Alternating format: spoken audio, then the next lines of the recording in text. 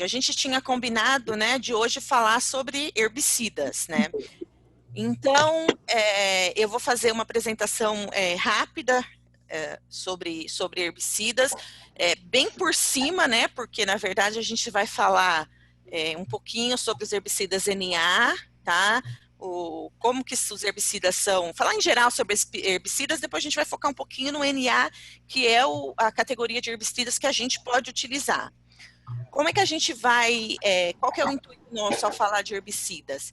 É a gente perceber que nós não estamos usando, substâncias que não foram estudadas. Então, o que a gente quer mostrar? É que os herbicidas estão onde eles estão sendo recomendados porque a gente tem estudos que mostram a segurança e eficácia dele. Porque o que a gente vê é muito preconceito contra herbicida, é chamado de agrotóxico, veneno, né? Então, eu acho que a gente precisava conhecer, esse é o intuito, conhecer para a gente poder saber o que são herbicidas e como que eles chegaram a nisso, tá bom? É uma coisa bem rapidinha e aí a qualquer momento vocês podem ir parando. Deixa eu só compartilhar aqui.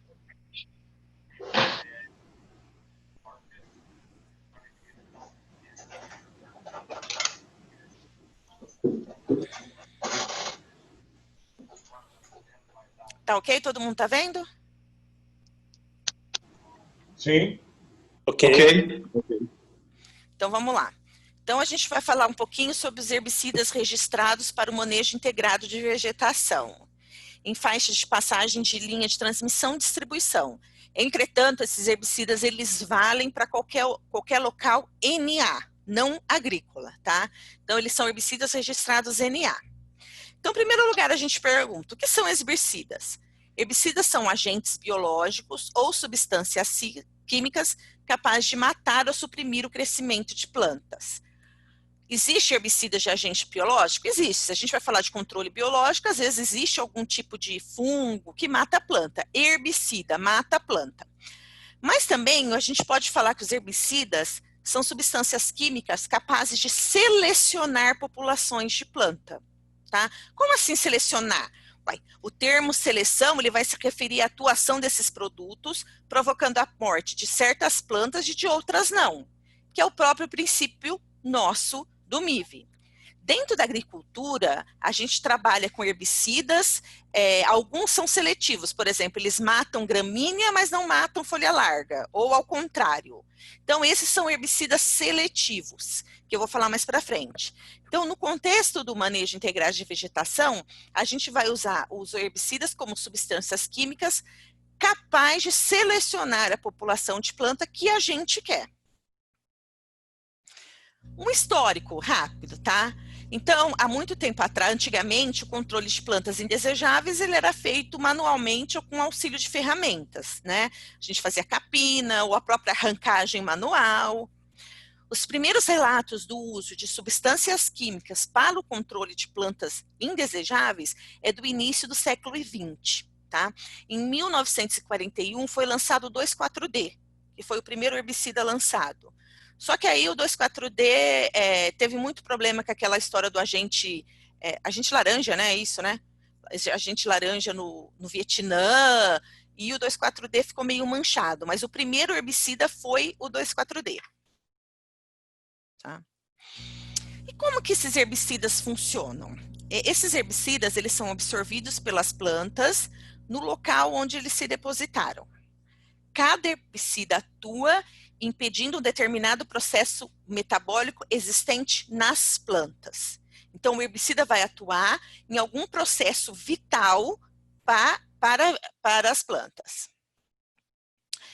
E existem vários tipos de herbicidas? Sim, existem várias moléculas de herbicidas, existem vários herbicidas com o mesmo ingrediente ativo, só com nomes diferentes, né? Às vezes a gente vê falando, o Ministério da Agricultura, o IBAMA registraram mais 200 herbicidas. Aí a gente vai lá ver lá, não existe molécula nova, ou uma ou duas moléculas novas. O resto são herbicidas que vão perdendo a patente e outras firmas, outras companhias, elas também fazem e tem que registrar no novo nome, tá? Quando cada companhia vai fazer um herbicida com o seu próprio nome, com os seus próprios ingredientes inativos, ela tem que registrar com um nome. E como é que a gente classifica os herbicidas? Então, os herbicidas, eles podem ser classificados com a seletividade. Então, herbicidas seletivos, eles têm ação em plantas daninhas específicas, sem afetar, por exemplo, a planta de interesse agronômico. Então, por exemplo, tem alguns herbicidas que eles são seletivos para gramínea. Se você passar ele em cima de uma gramínea e tiver uma folha larga lá, uma planta, uma dicotiledônia, ele vai matar somente a planta, tá? Na gramínea ele não vai afetar. Por quê? Porque ele o processo que ele afeta existe somente nas dicotiledôneas, não existe nas monocotiledôneas, tá? E tem os herbicidas não seletivos, que é aqueles herbicidas que eles não selecionam. Onde eles caírem, eles vão atuar. Qualquer espécie que você aplicar esse herbicida, ele vai atuar, tá? Por exemplo, o que é bem conhecido com todo mundo, o glifosato, tá? Então, o glifosato, onde você aplicar, ele vai agir, ele vai matar. Por que ele não age na soja transgênica, né, que é resistente a glifosato? Porque aí foi feita uma mutação, uma mudança genética numa determinada enzima. Então, com essa mudança genética, a planta ela passa a ser resistente ao herbicida. Ela não morre por causa do herbicida. Mas o glifosato é um herbicida não seletivo. Quanto à translocação, nós temos herbicidas de contato e herbicida sistêmico. O de contato, ele não tem capacidade para se translocar dentro das plantas. Então, quando você for aplicar ele, você tem que aplicar ele bem, ele tem que ter uma boa cobertura, porque ele cai na planta, ele mata ali onde ele cair. Então, caiu nas folhas, ele vai agir na folha, ele não transloca. E existem os herbicidas sistêmicos, são aqueles que são capazes, eles têm a capacidade de se distribuir dentro da planta, tá? Então, por exemplo, você aplica ele nas folhas, ele vai descer até a raiz, ele vai matar das folhas até a raiz, tá? Por isso que, por exemplo, no milho, às vezes a gente aplica no tronco e a planta inteira morre, porque é um herbicida sistêmico. Aqui, por exemplo, então, o herbicida, tem o tipo de herbicida sistêmico. Ele cai na folha e ele vai ser translocado até a raiz. Então, ele vai matar tudo, do topo ao fim da planta. O herbicida de contato, a hora que ele for aplicado na folha, ele vai ficar ali, ele vai agir ali aonde foi aplicado, tá? Ele vai matar aquela folha. Por isso que são herbicidas que eles precisam uma boa superfície, uma boa distribuição nas folhas na planta. E tem aqueles herbicidas que eles são translocados pelo xilema, isto é, você aplica no solo, ele absorve pela raiz e transporta para as plantas, para a parte aérea. São herbicidas também sistêmicos. E eles também podem ser classificados quanto à época de aplicação. Isso aqui que eu vou falar é mais direcionado à agricultura, tá? Mas daí a gente consegue tirar algumas coisas para o não agrícola. Então, por exemplo, existem aquele herbicida de pré-emergência, tá? Então, você aplica ele logo após a semeadura da cultura. Por quê? Ele vai matar qualquer planta daninha que nasce, tá? Que nasça. O pré-plantio incorporado são aqueles que vão diretamente no solo e depois você faz uma incorporação, tá? Então, isso daí é mais para a área agrícola. E tem os pós-emergentes, que são os que a gente usa para o MIV. Eles são indicados para aplicação depois da emergência da planta. Isto é, ele precisa ser absorvido via foliar. Tá? Então, a maioria dos herbicidas que a gente usa no manejo integrado de vegetação são pós-emergentes, tá? Eles são indicados para aplicação. Por isso que às vezes, quando vai fazer uma aplicação de MIV, você fala, olha, foi feita a roçada, eu preciso esperar que a planta tenha uma certa área foliar. Isto é, ela precisa ter uma certa quantidade de folhas para a gente poder aplicar o herbicida, para ele poder ser absorvido. Não adianta nada a gente aplicar numa planta que ainda não tem uma certa quantidade, porque a gente vai estar jogando o produto fora, jogando o trabalho fora e ainda mais, fazendo com que o produto caia no solo, que não é a nossa intenção. Então, por isso que às vezes a gente fala, após a roçada, precisa esperar um pouco para poder aplicar os herbicidas. Os herbicidas são classificados também de acordo com o mecanismo de ação. Isto é, cada molécula herbicida, ela possui um local específico para ela agir, tá? Esse local é chamado de sítio de ação. Então, nesse sítio de ação, a planta ela vai se ligar, o herbicida vai se ligar e vai impedir alguma função vital na planta. Tá? Então, o que a gente fala que é o modo de ação do herbicida? É aquele conjunto de eventos no metabolismo que resulta nos sintomas, na expressão final do herbicida, quer dizer, os sintomas da planta. Existem muitos, existem vários, tá? Herbicidas, mecanismos, existem vários modos de ação de herbicida, tá? Cada molécula, cada herbicida, ele vai ter um modo de ação, tá? E aí a gente seleciona qual que é o herbicida correto para aquele tipo de aplicação baseado no modo de ação dele. E por que é importante ter bastante herbicida, ter bastante modo de ação? Para a gente evitar a resistência.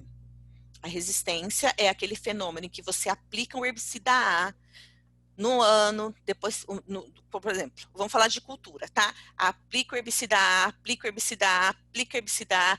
Nessa história de aplicar sem parar o herbicida A, algumas plantas daninhas se tornam resistentes a ele.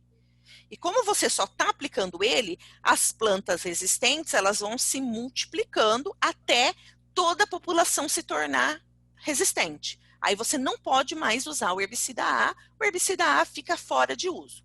Para isso não acontecer, é recomendado você alternar modos de ação diferentes, tá? Se o herbicida A foi nessa vez, vamos aplicar o herbicida B. Mas isso a gente fala para condição de agricultura, porque é muito intensiva a aplicação de herbicidas. No caso do MIV nosso, a gente aplica uma vez por ano, tá? E a gente não quer eliminar todas as populações, então a gente não corre esse risco. Entretanto, existem bastante modos de ação de herbicida que a gente pode usar para conseguir controlar as diversas plantas que aparecem. Por exemplo, um modo de ação, os herbicidas inibidores da ALS. Então, o que ele faz? Ele elimina, ele não deixa essa enzima funcionar. E essa enzima, ela é responsável pela formação desses aminoácidos que são essenciais à planta. Então, quando ela impede a ação dessa enzima da ALS, ela impede a formação de aminoácidos que são vitais. Então, a planta morre. Tá bom? Então, isso é só um modo de ação. Existem vários. Se a gente for discutir cada modo de ação de herbicida, vai ficar cansativo para vocês e também não vai trazer muita coisa para a gente. Só para a gente entender que existem vários tipos de herbicida, eles são classificados, né, quanto ao modo de ação, quanto à seletividade. Então, a função do engenheiro agrônomo, porque eu falo que é muito importante, quando você for trabalhar com herbicida, seja em área agrícola como em área não agrícola, é muito importante você ter um técnico, um engenheiro agrônomo, porque o engenheiro agrônomo vai saber qual herbicida utilizar de acordo com a sua espécie as espécies de plantas que estão lá, de acordo com o clima, com o regime de chuvas, de acordo com o que você quer deixar, o que você quer eliminar.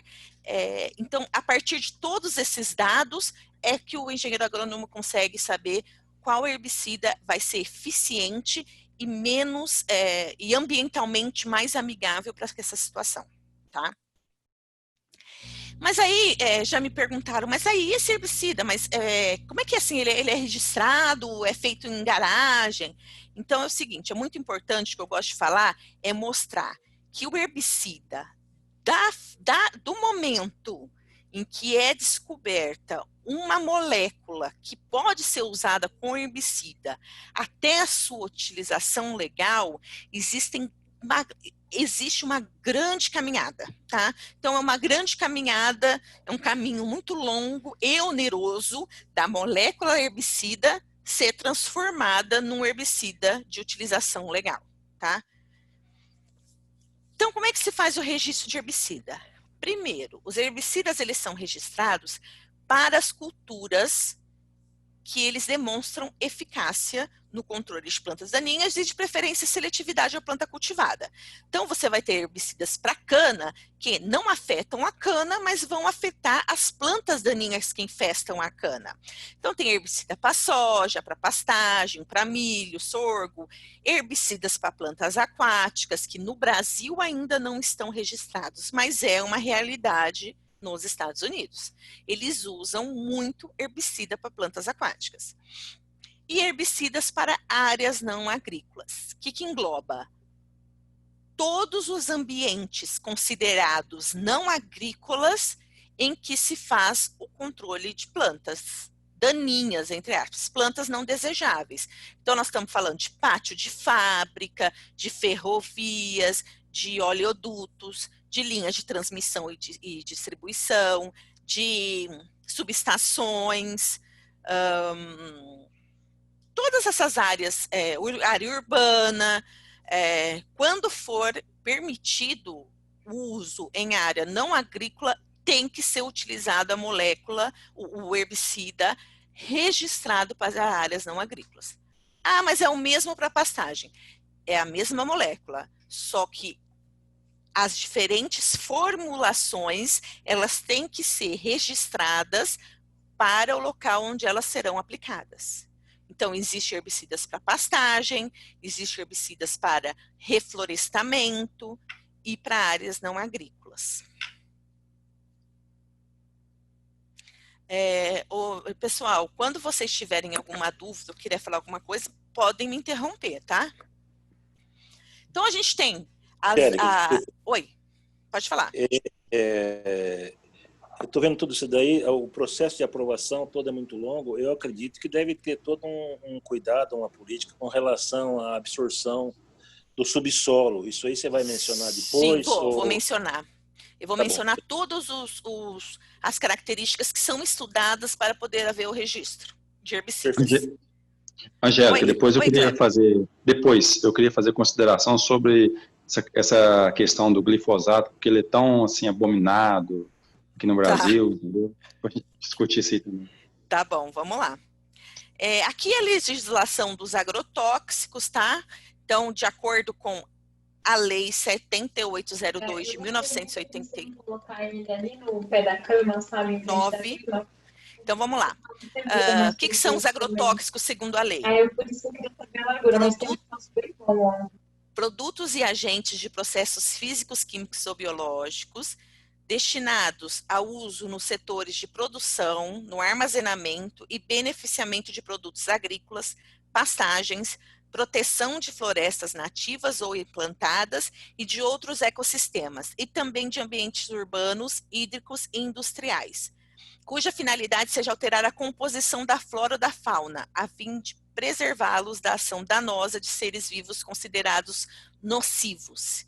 Então, dentro do agrotóxico, a gente tem herbicida, a gente tem fungicida, a gente tem inseticida. Outra parte, artigo 3º.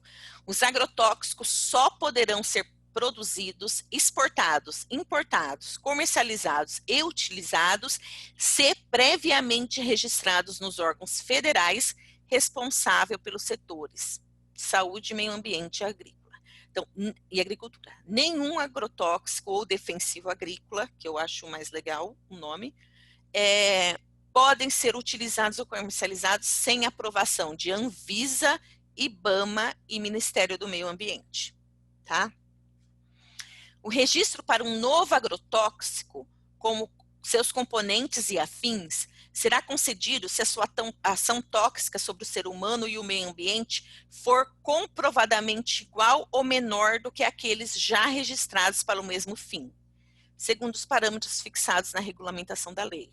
O O que isso quer dizer? Um novo agrotóxico só pode ser registrado se ele tiver a toxicidade sobre o ser humano e o meio ambiente menor do que aquele que já existe. Ninguém vai registrar um herbicida ou um fungicida que tenha uma toxicidade maior do que existente. Então, os órgãos federais sempre vão, a gente vai sempre tentar diminuir a toxicidade à medida em que a gente vai registrando novas moléculas. Fica proibido o registro de agrotóxicos quando o país não dispõe de métodos de mitigação. Então, para todos os herbicidas registrados, existe um método de mitigação caso ele cause dano para o meio ambiente. Quando não dá antídoto ou tratamento eficaz. Que apresenta características teratogênicas, carcinogênicas ou mutagênicas. Isso é, que seja capaz de causar câncer. Que provoquem distúrbios hormonais e dano ao aparelho reprodutor.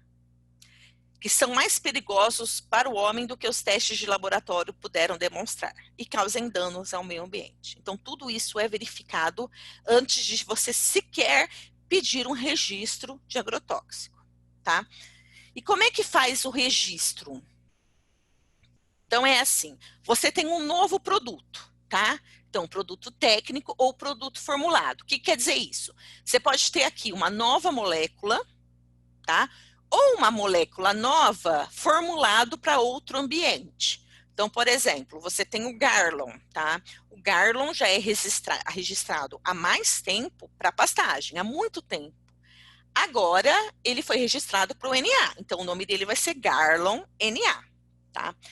Ou uma nova molécula, vamos pôr uma molécula X, nova, tá? Primeira coisa que a empresa tem que fazer, ela tem que tirar um RET, que é um registro especial temporário. Por quê? É um registro temporário que as autoridades dão para poder fazer experimentos e pesquisa com esse herbicida. Então, se você não tiver um RET, você não pode fazer nem pesquisa de campo e laboratório com essa molécula ou esse herbicida nova, essa formulação nova. Então, ok, nós conseguimos o RET. O que a gente vai fazer? A empresa ela vai fazer pesquisa de campo e de laboratório para preparar e submeter pelo processo. Então, você vai fazer uma pesquisa de eficácia para submeter ao mapa.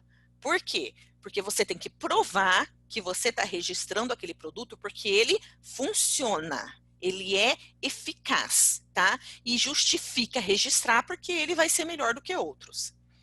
A toxicologia, você tem que mandar para a Anvisa e para o Ministério da Saúde a toxicologia, mostrando que ele é menos tóxico do que os demais registrados. E ambiental, tá? Pesquisa pesquisa de campo e laboratório ambiental, que é enviada para o IBAMA e para o MMA, Ministério do Meio Ambiente. Você mandando isso, você tendo esses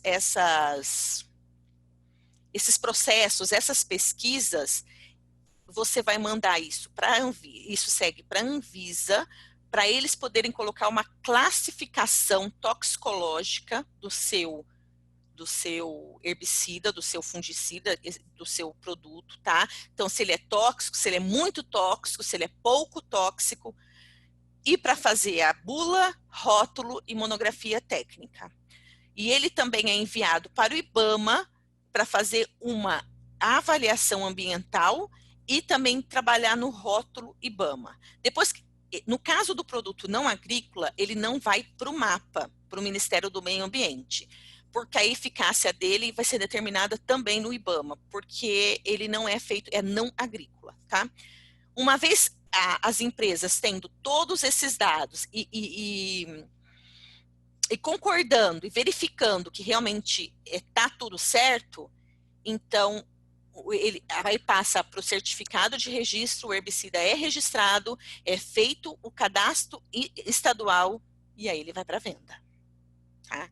Então, tem que passar por todos esses processos antes de um herbicida, de um fungicida ser colocado à venda. Então, vamos lá. Quais são os estudos? Só para a gente ter uma ideia. Os estudos requeridos pelo IBAMA, pela Anvisa, tá? Físico-químico, para a gente determinar a substância. Então, cor, pH, densidade, distribuição de partículas, corrosividade, estabilidade. Ecotoxicológicos, então micro-organismos, como ele atua no ciclo de carbono e nitrogênio. Qual é a toxicologia dele em algas, minhocas, abelhas, microcrustáceos, peixes e aves. Mutagênico, para ver se ele causa alguma mutação gênica ou alguma aberração cromossômica, tá? Se ele passar aqui, passar no ecotoxicológico, se der alguma mutação ou aberração cromossômica, ele é cortado.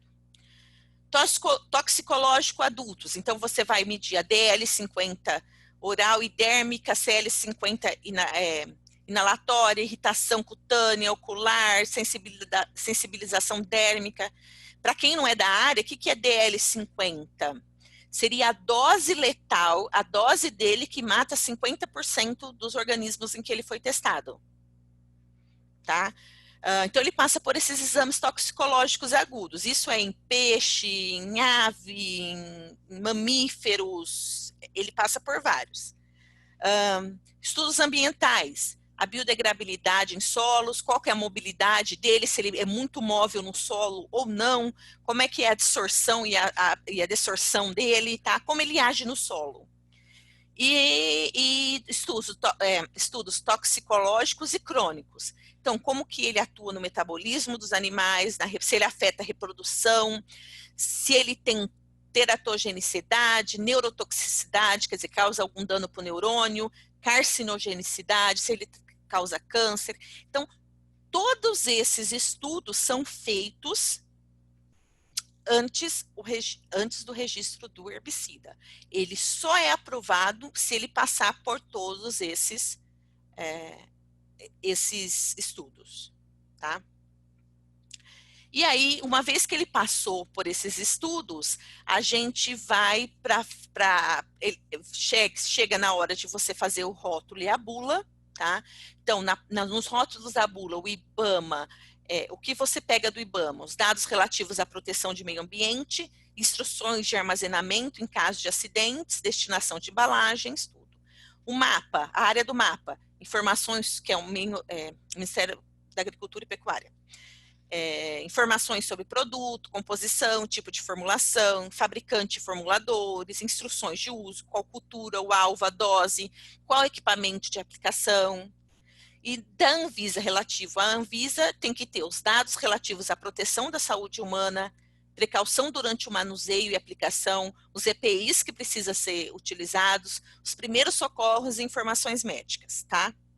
Então, todo o herbicida vem falando, vários pictogramas aprovados pela Anvisa de como, aqui embaixo da gente vê, qual o tipo de EPI que tem que pôr, o que pode fazer, o que não pode fazer, não colocar em água. Então, tudo isso é colocado em rótulos e bulas dos herbicidas, tá? Então, Oi. Quanto a essas propriedades dos herbicidas, a gente usava na CE um herbicida NA nas subestações. E lá pelas tantas, um colega viu a bula e dizia que era corrosivo para metais. E a gente fez uma reunião e decidiu trocar, porque na subestação, imagina, você começa a deteriorar o metal lá, né? Nossa Senhora. Trocou. Sim. E estava na bula, isso, né? Tem que ler bem. Tem que ler bem a bula, né? Para ver se serve para aquele fim que está usando.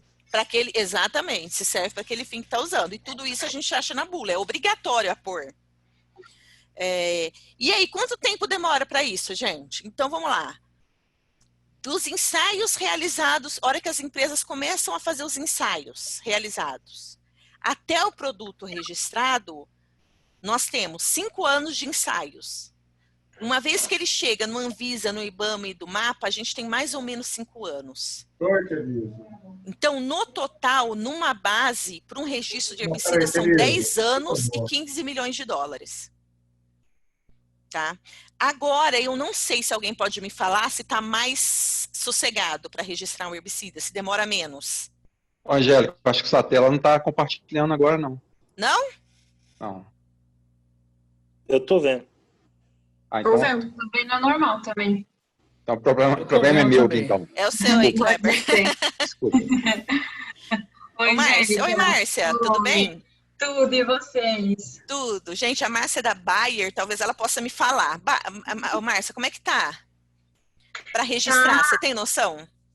tenho, porque já tem uns anos aí que estamos em algumas listas para registro do IBAMA, da Anvisa e do MAPA também. Eu acho que 5 anos, se for um produto já registrado para agrícola ou floresta, e depois você quiser mudar o registro, que nem você explicou, para não agrícola, dependendo, consegue fazer até em 3, 4 anos, pouco menos. Tá. Mas se não tiver o registro inicial de agrícola ou floresta, aí é 5 anos mesmo. 5 anos, tá. Então, quer dizer, tá um pouco menos, mas assim, em geral, é muito tempo, né, Márcia? É demais, é muito tempo. Sumiu a voz? Oi? Tá todo mundo me escutando? Eu tô, Agora, tá? Eu também tô. a voz da Márcia Também sumiu estou por algum escutando. Ah, então tá bom. Então vai, isso aí é... Então vamos lá. Então é muito tempo, tá? Herbicidas registrados no Brasil para áreas não agrícolas. Nós temos 24 formulações comerciais com 12 princípios ativos. Veja bem, muito deles a gente não conseguiu uma lista atualizada, tá difícil para conseguir uma lista atualizada dos herbicidas registrados para NA. Mas essa apresentação, esse dado que eu tenho é de 2018, tá? Aí você pode adicionar mais um princípio ativo aqui, que eu sei que já foi registrado também, e tem outros por virem aí. A maioria é registrado para aceros de cerca e ferrovias, tá? Tem 4 princípios ativos que foram registrados na época recém, em 2016, que é o que a gente usa muito para o manejo integrado de vegetação, que é o triclopir, o aminopiralide, fluroxipir e picloram, tá? Aqui falando... Angélica, tem o imazapir aí também. Aí o imazapir, tá? O imazapir que eu não pus aqui. Aqui só mostrando assim, que, por exemplo, o aminopiralide, ele já é registrado em 48 países, tá? Fluroxipir, registrado em 65. O que eu quis mostrar com isso? Que são herbicidas que já existem há muito tempo no setor agrícola, pastagem principalmente, e que eles foram pedindo a extensão do uso para NA. Então, nós estamos tratando dentro do NA com herbicidas que já são conhecidos, já são utilizados e em pastagens, né? E que a gente tem que ter uma certa segurança para trabalhar com eles, tá?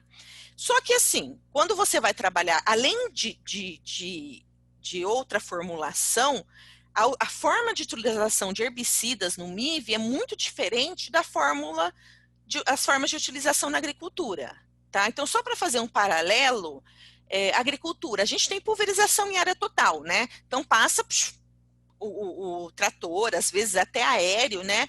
Passa pulverizando a área total. No caso do manejo integrado, a pulverização ela vai ser específica para cada planta. Por quê? Não é o herbicida que é seletivo. Quem faz a seletividade do MIV é o aplicador. Por isso que a gente insiste em que os aplicadores do manejo integrado, eles têm que ser técnicos, eles têm que ter uma informação, porque quem vai fazer a seletividade vai ser o aplicador. Então, a pulverização é muito específica para cada espécie, no caso do manejo. Tá? Na agricultura, a gente tem esses bicos padronizados. Bicos é o que a gente põe na pontinha do pulverizador, da onde sai, né, o spray do herbicida. Tá? São bicos padronizados que são utilizados há muitos anos. No caso do manejo integrado de vegetação, a gente utiliza bicos específicos, a gente regula eles manualmente. Então, no caso de você estar trabalhando com um tronco, ou no caso de você estar trabalhando com uma folhagem, você consegue mudar para o tipo de bico que vai tornar essa aplicação mais eficiente, mais eficaz e menos danosa para o meio ambiente. Tá? Na agricultura, cada herbicida é registrado para algumas culturas, tá? Para cada cultura tem um registro específico. No caso do manejo, o registro é não agrícola. Então, é o que eu falei, o registro não agrícola ele pode ser utilizado em qualquer lugar fora do ambiente agrícola, pastagem, reflorestamento. Tá? no caso da agricultura, a única espécie de interesse é a cultura. Então, todas as plantas daninhas podem ir embora. A gente pode matar todas as plantas daninhas, tá? O que a gente não pode matar ou afetar é a cultura. No caso do manejo integrado, é o contrário. Poucas são alvo do controle, tá? Aquelas que vão trazer problemas, as árvores altas, as trepadeiras, aquelas gramíneas que são muito altas e pode causar incêndio. Essas vão ser o alvo. Só que a gente tem muita espécie que a gente não quer que seja o alvo, que a gente quer deixar lá. Então, por isso é que tudo tem que ser especial no caso do manejo integrado de vegetação, tá? Na agricultura, você tem uma vazão padronizada para a cultura, que não está falando, o MIV é variável de acordo com o local e a densidade. Dependendo de como tiver, você usa um tipo de vazão, tá, do pulverizador. Na agricultura, necessita de alta seletividade. Se você está trabalhando com uma cultura, o certo é que esse herbicida seja seletivo a ela. No caso do manejo integrado de vegetação, a gente precisa de uma tecnologia boa de aplicação e precisa do conhecimento do ambiente pelo aplicador. Por quê? Porque a gente vai mirar naquelas espécies que a gente não quer, só que a gente tem que tomar vários cuidados, porque nós estamos inseridos dentro de um ecossistema, tá? Não temos só, por exemplo, no caso da agricultura, nós temos aqueles talhões enormes, cana ou soja, ali só tem cana e soja. No caso do que a gente está trabalhando, a gente tem plantas que a gente quer deixar, plantas que a gente quer matar, nós vamos ter riacho perto, então é muito importante que o aplicador conheça o ambiente, para ele saber aonde ele pode aplicar, aonde ele não pode aplicar.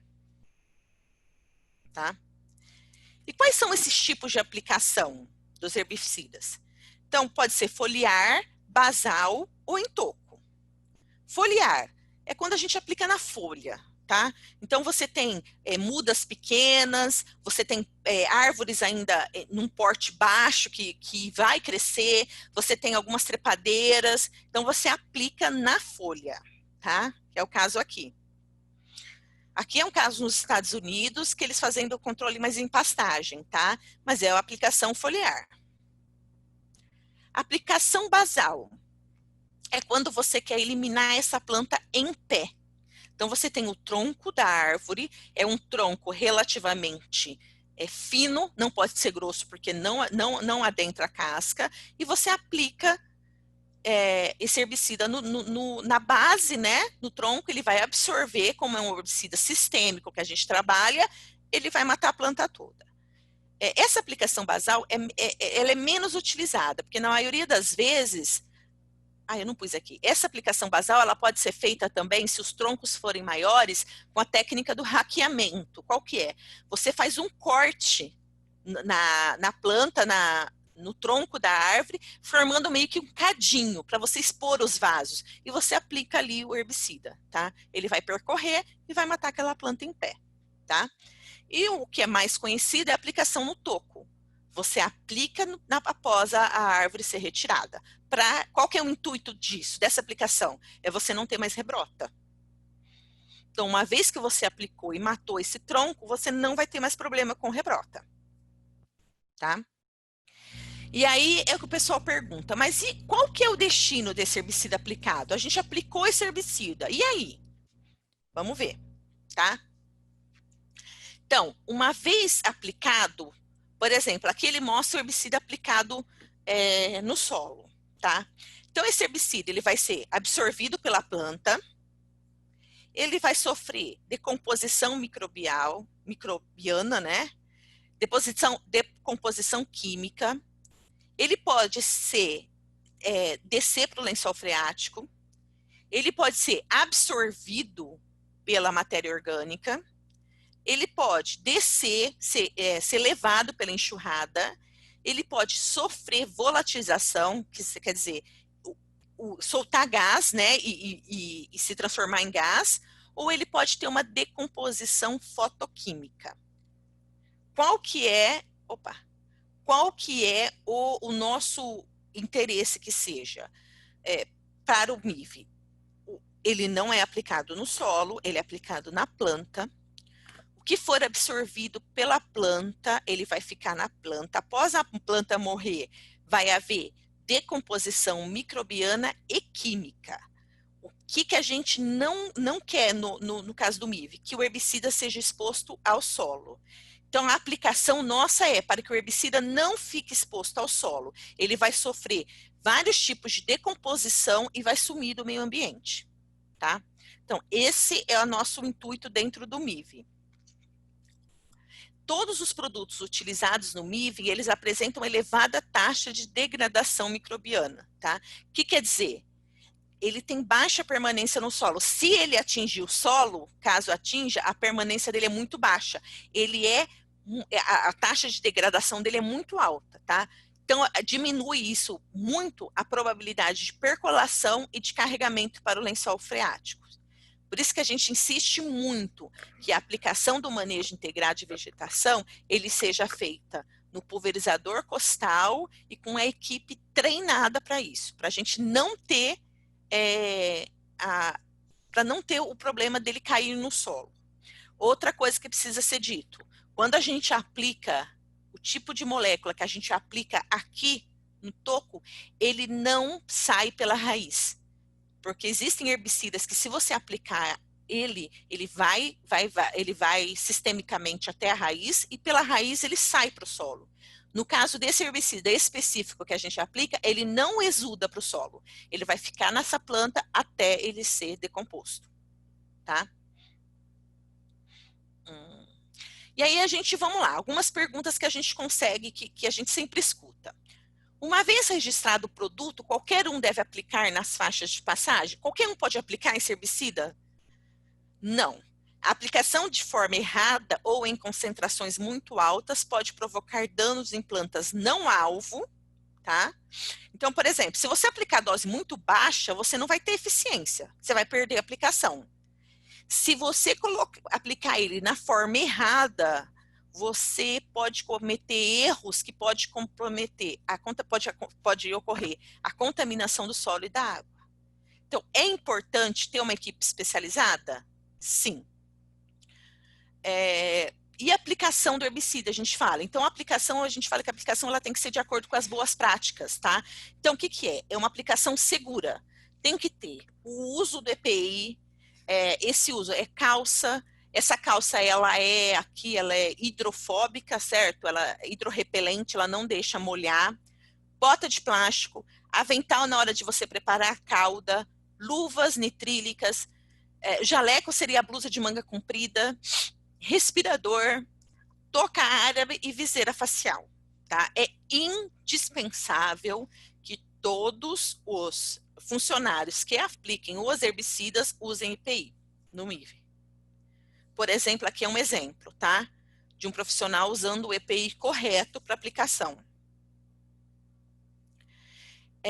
Para aplicação segura também, capacitação da empresa aplicadora. Então, existe esse curso de capacitação sobre prevenção de acidentes com agrotóxicos para atender os subitens da NR31, tá? Capacitação na operação com os equipamentos de aplicação de agrotóxicos. Então, existem todas as medidas, de acordo com a NR31, as capacitações que os operadores de aplicação de herbicida, né, os que vão aplicar, têm que fazer esse curso.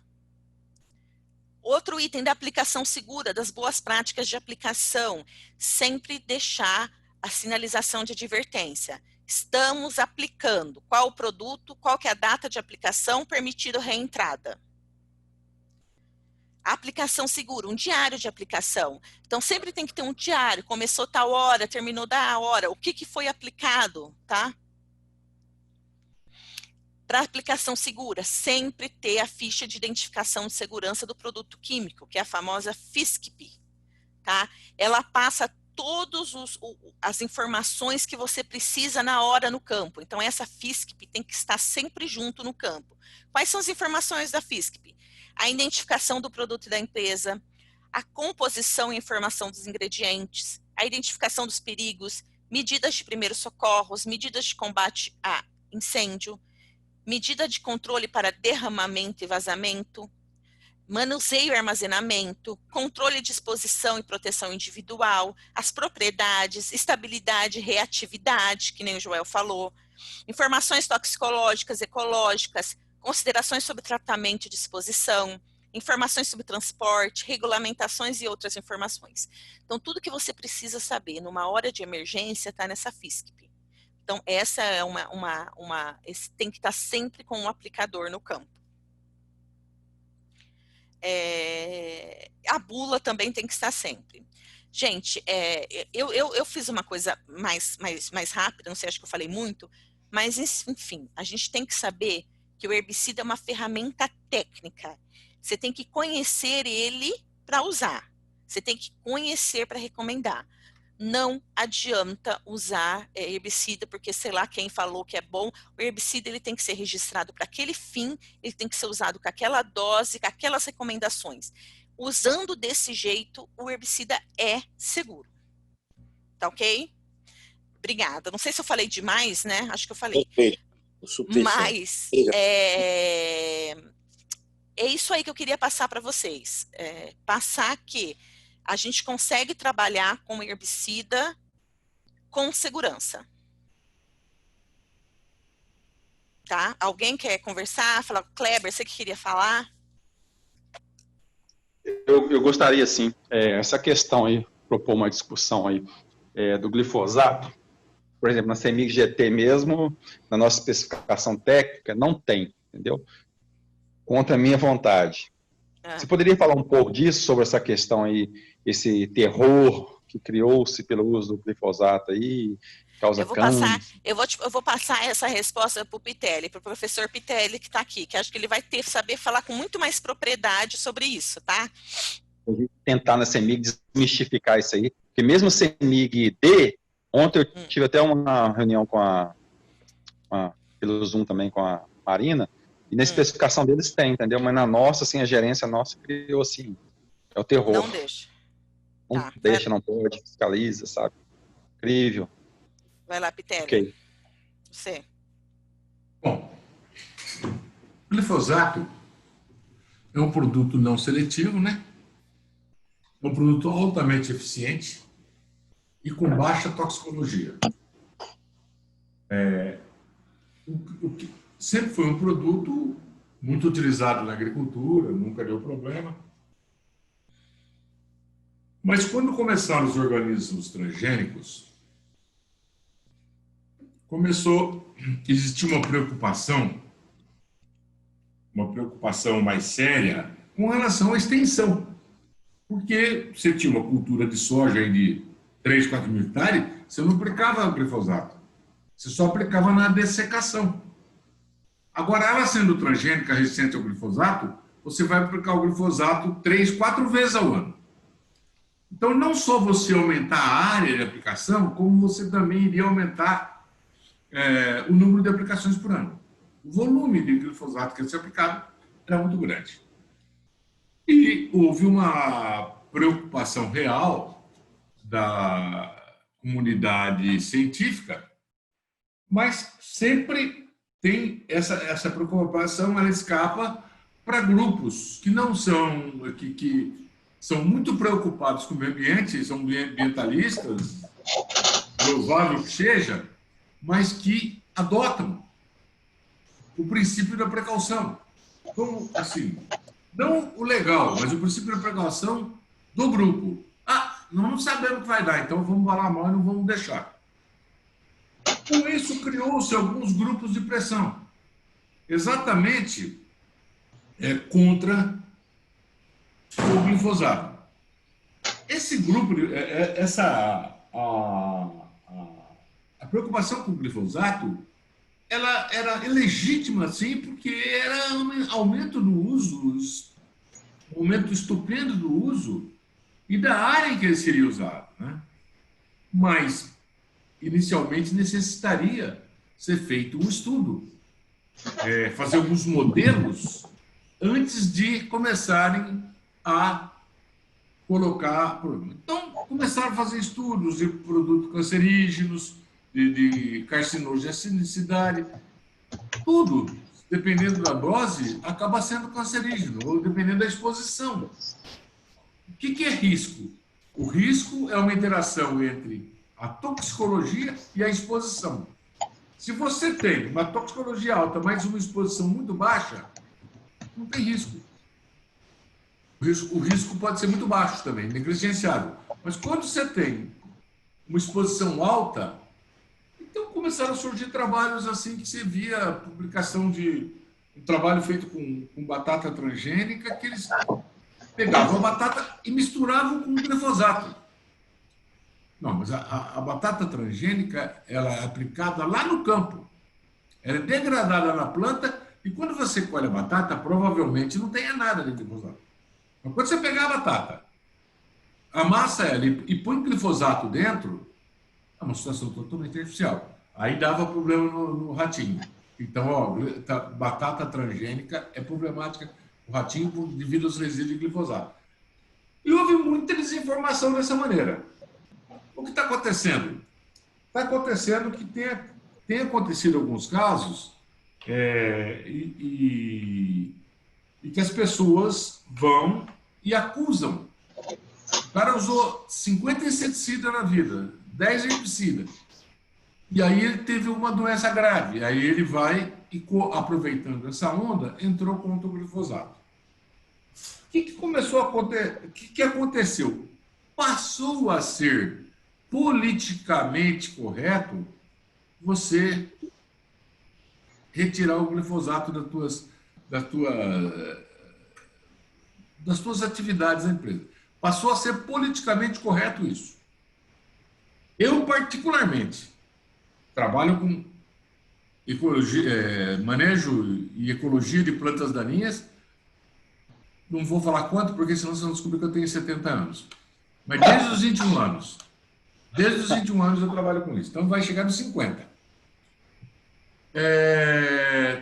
Fiz vários testes toxicológicos com glifosato, não em laboratório, em condições de campo, no controle de plantas aquáticas. Ele é usado muito nos Estados Unidos, é bastante seguro. Que característica tem o glifosato que nós fazemos essa afirmação? Ele, em primeiro lugar, ele tem baixa toxicologia. Isso é uma coisa que já está... Aí fala, não, mas deu toxicologia. Não, espera um pouquinho. Uma coisa é o glifosato, outra coisa é a formulação. A primeira formulação do glifosato, ele tinha um surfactante, chamava POA. Esse surfactante, ele era bastante tóxico. Então, na descoberta disso, foram feitas outras formulações. Teve a formulação do ródio, que era um produto sem surfactante, tinha o WG, tinha vários outros formulações. Aliás, quase todas as outras eram totalmente muito seguras. Então, tirando aquele problema do Roundup original, que eles chamavam, e passou a ter as várias formulações do glifosato, eles se tornaram bastante seguros toxicologicamente também. Isso, nós temos trabalho publicado mostrando isso. O que acontece com o glifosato é o comportamento dele no ambiente. A toxicologia é uma coisa e o comportamento dele no ambiente. Ele é um produto biodegradável. Ele é rapidamente degradado pelos organismos do solo. Nós temos um trabalho que mostra que em um pico de 5 dias, os micro-organismos tiveram um pico de ação de 5 dias. Usaram ele para obtenção de energia e carbono.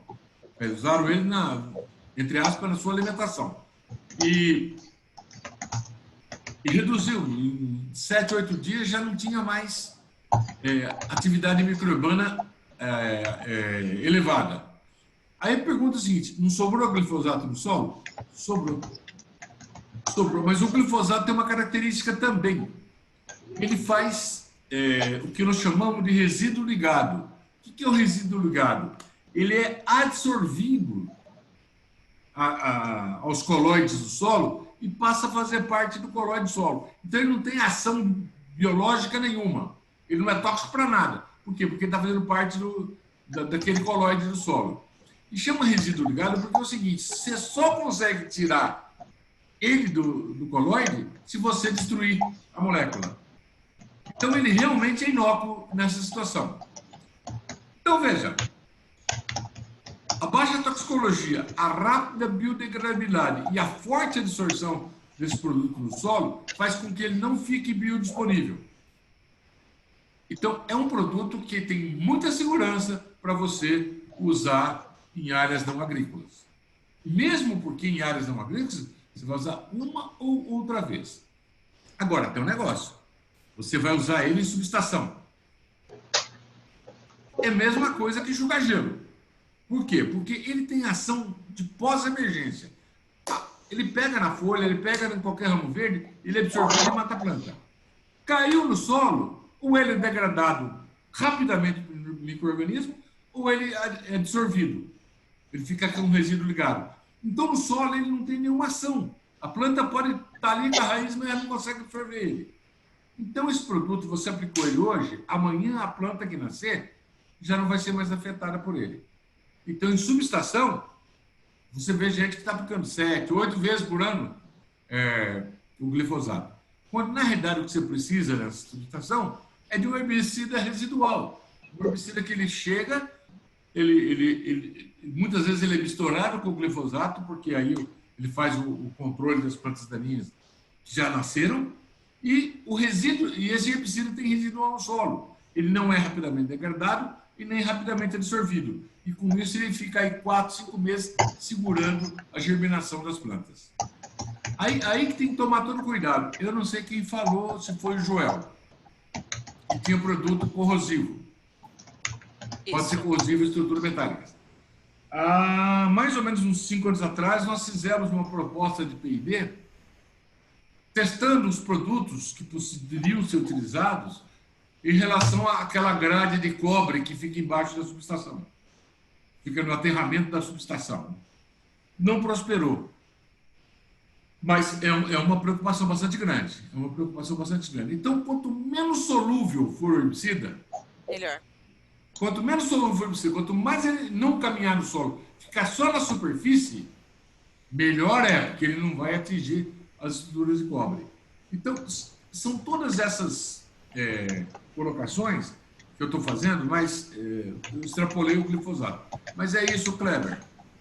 É isso aí, o glifosato. O glifosato não está na tua companhia porque é politicamente correto eles não constarem disso. Entendi.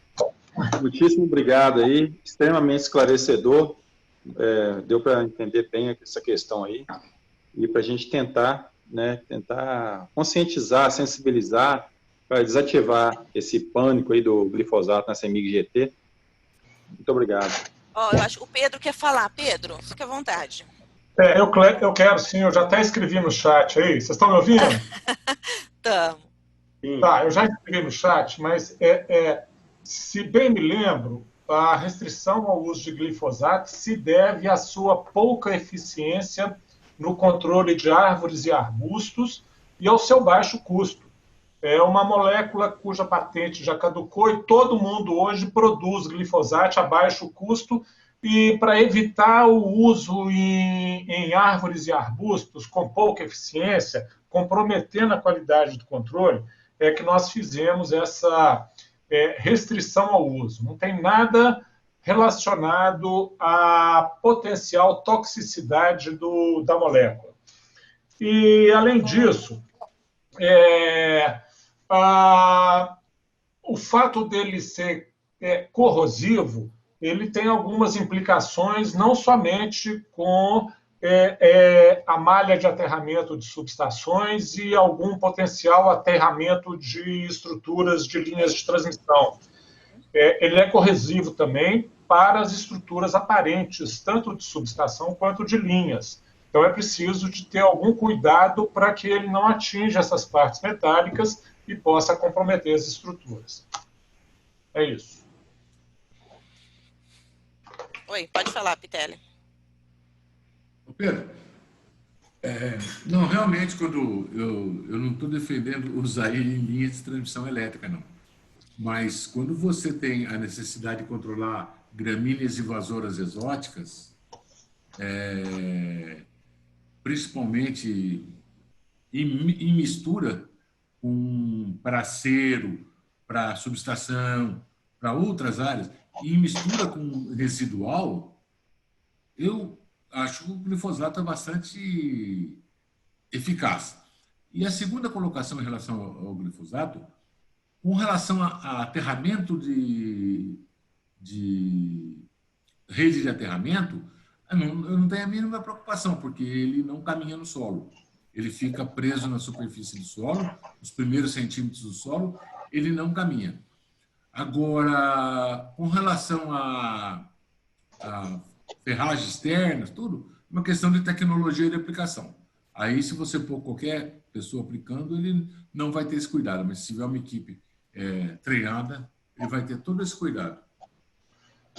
Esse cuidado é tomado, Pitelli. Na CEMIG, quando se usa glifosato, tem que usar o chapéu de Napoleão em subestação também. É assim que nós conseguimos evitar que ele atinja as estruturas. Sim. Sim, tá certo.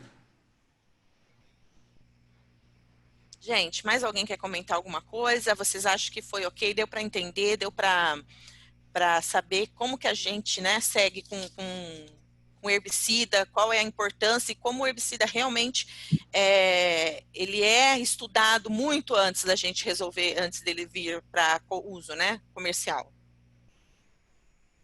Né? Alguém quer... Oi. Quanto ao período da aplicação do defensivo no MIV, né? Aqui no Rio Grande do Sul, a gente tem bastante floresta estacional decidual, ou seja, até 50% são crucifólias, perdem as folhas, né? Aqui, então, a época mais indicada seria primavera ou verão, né? Isso, já no Cerrado tem a época da chuva e a época da seca. Seria ali na época da chuva, no caso. O único problema com chuva é você não pode... você tem que tomar cuidado para aplicar, não chover 2 ou 3 horas após a aplicação, né? Mas o certo é quando a folha está, né? Quando você tem uma área foliar razoável. Isso, mesmo porque a planta porque a planta planta chuva porque eu digo que vai ter folha, né? Não que isso.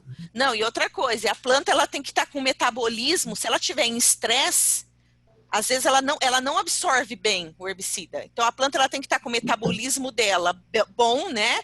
Um metabolismo saudável para ela poder absorver e esse herbicida funcionar. Então seria isso. É que os estômatos ali não absorvem, né? Exatamente. Exatamente. Que horas são? Acho que nós falamos, eu falei bastante, né? Posso falar uma coisa? Pode. Joel, depende do tipo de aplicação. Por exemplo, nós fizemos uma aplicação em São Leopoldo, junto com o pessoal da CPFL, e foi extremamente bem sucedida. E foi feito numa época já começando a ficar frio. Mas nós não aplicamos na folha, nós fizemos corte e aplicamos no tronco. No toco. No toco, aí não tem tanta dependência. No toco aí tanto faz. Entendeu? Aí você tem 3 aplicações: foliar, no toco e no caule, a parte externa do caule, né? Então, aí, dependendo disso, você pode ou não manusear determinada época ou não. É isso aí, gente. Vocês acham que foi esclarecedora? Deu para entender? Foi, Angélica, extremamente esclarecedor. Estava precisando mesmo de relembrar aqueles conceitos que a gente aprendeu lá em Salvador. Lá em Salvador. Tem 2 anos, Kleber, 2 anos já. Muito bom ter relembrado isso aí. Excelente sua palestra, bem esclarecedor. Parabéns. Então tá ótimo. Então eu acho assim, a próxima, o nosso, né, Ju, nosso próximo encontro, eu vou reafirmar com os meninos com o Edmar da Energisa Mato Grosso do Sul e com o Kleber tá aqui, ó, pronto. E o Kleber da CEMIG para apresentar, Kleber, o resultado de vocês que estão usando comercialmente o MIV. Pode ser? Ah, tá. Com certeza. Com certeza. Eu tive até tive fui forçado a ficar de férias há 15 dias atrás, passei naquele primeiro trecho que a gente fez, o MIV iniciou na CEMIG ali, perto de Resende Costa, São João do Rei, não sei se vocês lembram. Lembro, uma mata gigantesca, teve que abrir 2 picadas laterais nela, não sei se vocês lembram disso aí, uma árvore assim, tinha tronco de 30 centímetros já, não dava para entrar, teve que abrir picada. Eu passei lá 2 anos depois, tá assim, um campo florido. A gramínea migrou com alguns arbustos espaçados, então ficou muito legal mesmo. Ah, legal. Você pode apresentar para a gente esses resultados? Com certeza. Então tá bom, eu vou confirmar com o Edmar também, que ele falou que tá ok, mas eu vou relembrar ele. E aí, então, o nosso próximo encontro, a gente vai ver como é que o MIV está no Brasil hoje, para quem já adotou comercialmente, no caso da CEMIG e da Energisa Mato Grosso do Sul.